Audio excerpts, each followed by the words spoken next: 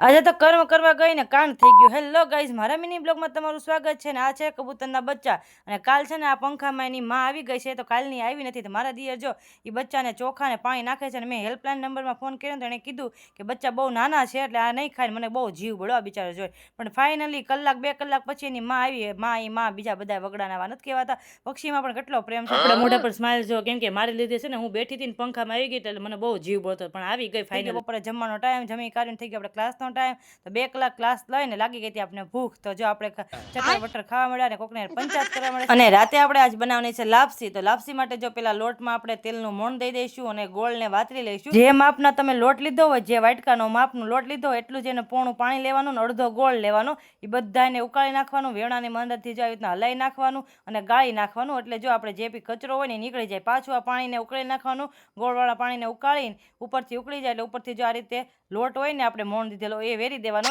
અને જો આ રીતે વેવણાની મદદથી ઝીણા ઝીણા હોલ પાડી દેવાના અને ઢાંકી દેવાનું. ઢાંકીને 5 થી 7 મિનિટ સુધી એને ચડવા દેવાનું. જો વેવણાની મદદથી પછી હલાઈ નાખવાનું. જે દીકરીને લાપસી બનાવતા આવડે ને એને બધું આવડે એવું પેલાના માણસો કહેતા, પણ હું અહીંયા શીખી છું. જો લાપસી આપણી બની ગઈ છે ને એને પાછું આપણે ઘીમાં શેકી નાખશું.